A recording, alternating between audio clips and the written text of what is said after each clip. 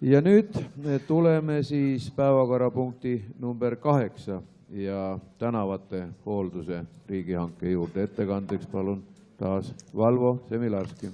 Aitäh, austatud esimees ja head volikogu liikmed. Ja tänan eraldi veel mõistva suhtumise eest, et muudatusettepanekute eelnõud tõstsin kõrvale ja päevakord nii sassi läks.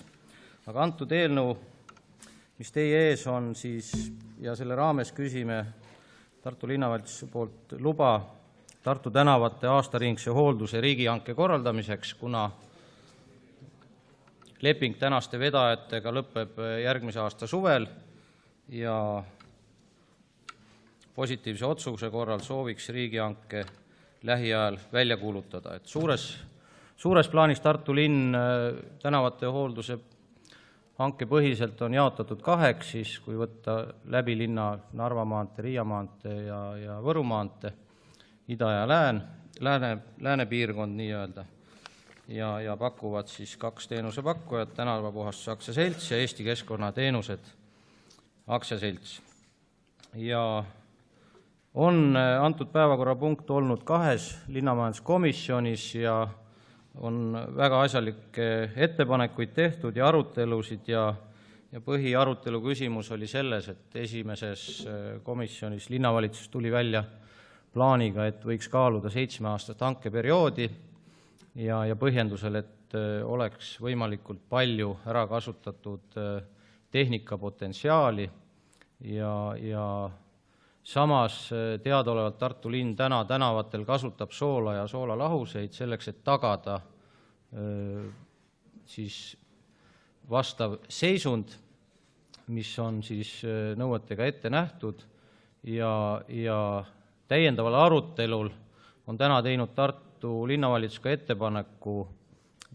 muudatusettepaneku antud eelnõule, et muuta uue hankeperioodi pikkuseks 7 aasta asemel 5 aastat ja põhiline põhjendus on selles, et me ikkagi loodame, et lähitulevik toob selles valdkonnas uusi tehnilisi võtteid, kuidas vältida tänavatel nii-öelda soola kasutamist ja teadaolevalt sool, kui ta imbub teekatendisse ja kui tekib külmatsükkel, siis ta kipub teekatendit lõhkuma.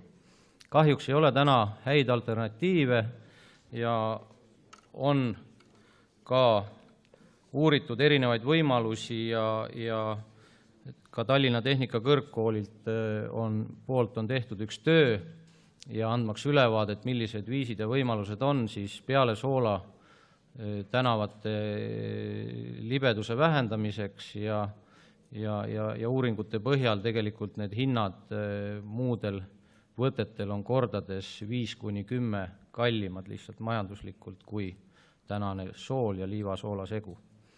Ja tõsi see on ja sellest tulenevalt on teinud Tartu linnavalitsus ettepaneku, et me ei paneks ennast 7 aastaks nii-öelda lukku ja otsiks pigem siis koostöös teadlastega ja muude spetsialistidega jooksvalt hankeperioodil uusi täiendavaid võimalusi, siis tagamaks keskkonnasäästlikumaid vahendeid libeduse tõrjeks eeskätt. Et lühidalt kõik. Aitäh. Palun, kolleeg Ergma, esimene küsimus.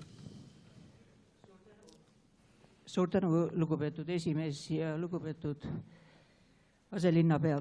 Mul on üks niisugune märkus. Mina olen üks vist võib-olla väga vähestest siin ruumis, kes käib jala ringi üldiselt. Ei ole, väga tore.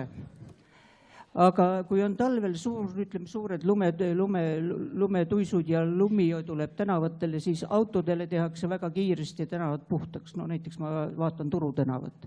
Aga samal ajal väga kenasti blokeeritakse ära ülekäigukohad, mis on jalakäijatele, fooride juures. Ja ma olen ise üle nende vallide roninud.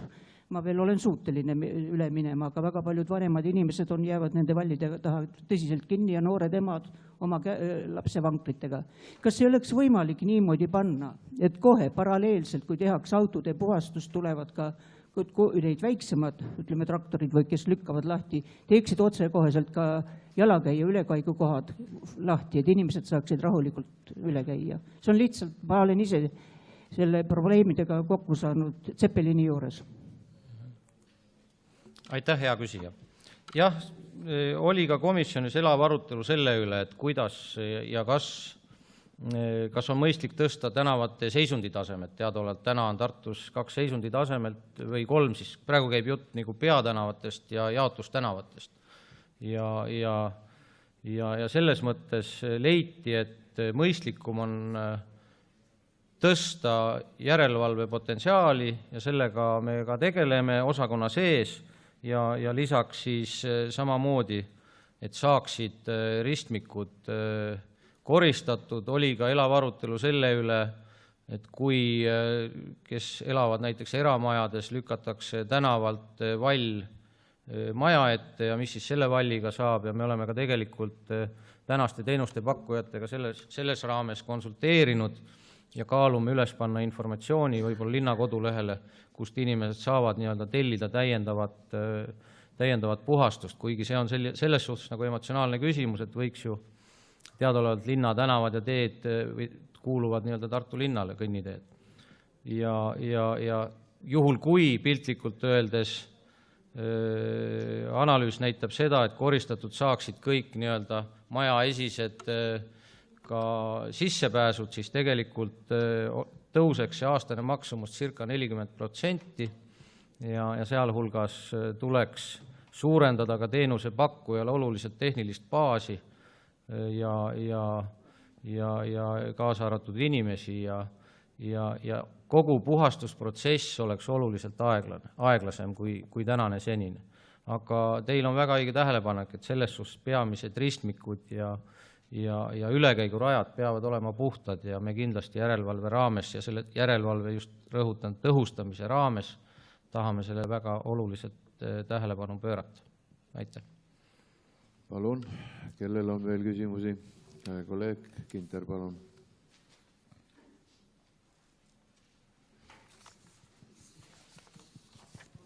Kasutan võimalust, et võiksime ikkagi algatada sellise, võib-olla nüüd on jääb hiljaks, aga et algatada diskussiooni, et võib-olla ikkagi linnaelanikud leiavad, et on otstarbekas ikkagi koos koristada kõnniteed ja tänavad.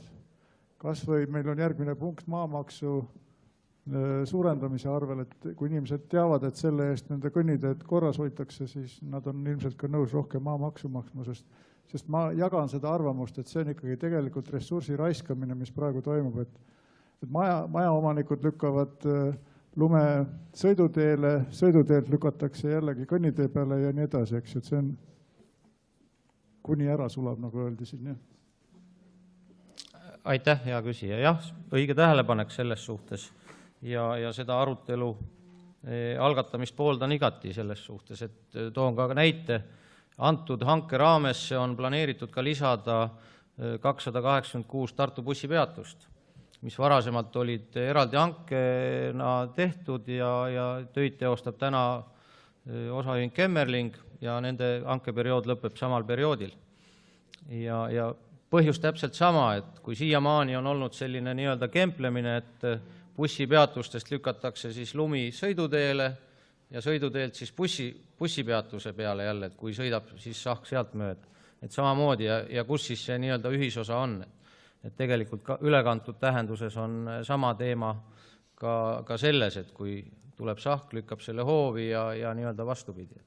Aga kahjuks tänase hanke raames ilmselgelt selle debati läbiviimise mahukust arvestades me ei jõua reageerida, aga tulevikku silmas pidades võiks seda küsimust tõstatada ja just nimelt seal on suur küsimärk selles katteallikas nii-öelda. Aitäh. Palun. Kas on veel küsimusi? Ei ole, aitäh. Siis kaasettekandeks on sõna Kadri Leetmaal, palun. Aitäh veel kord, head kolleegid. Komisjon arutas tõesti seda punkti 2 korda. See oleks peaaegu läinud eelmisse volikokku, kuid siis me leidsime, et meil puudub piisav alusinformatsioon, mida me eeldasime, et linnavalitsus peaks meile andma, et me võiksime selle hankeperioodi üle otsustada. Ja argumendid olid peamiselt 2 pool.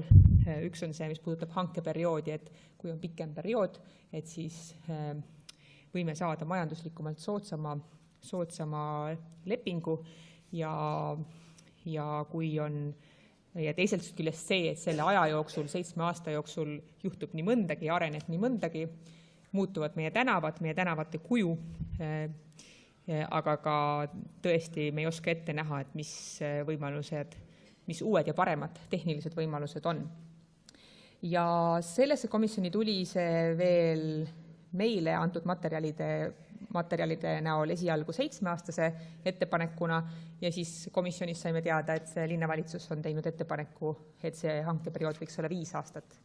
Vahepeal palusime ka, et linnavalitsus uuriks teisi võimalusi, näiteks kas 4+3 või midagi sellist, olenevalt sellest, et kuidas siis see lepingupartner on hakkama saanud, aga seal olid juriidilised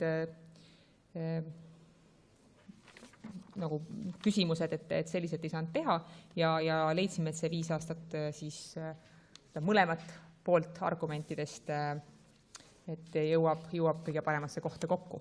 Ja selle tõttu linna majanduskomisjon otsustas ühehäälselt toetada seda linnavalitsuse ettepanekuga tehtud ettepanekut, et 5 aastat võiks olla see periood. Aitäh! Aitäh! Küsimused palun kaasettekandjale? Ei ole. Sõnavõtusoove laekunud ei ole. Repliigisoove ma ei näe. Lõppsõnasoovijaid ei näe.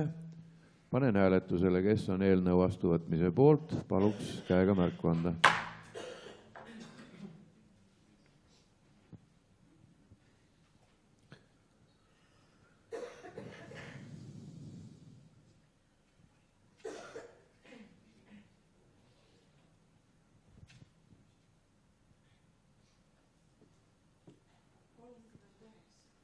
Poolt 39. Kas on vastuhääli? Ei ole. Seega on otsus vastu võetud.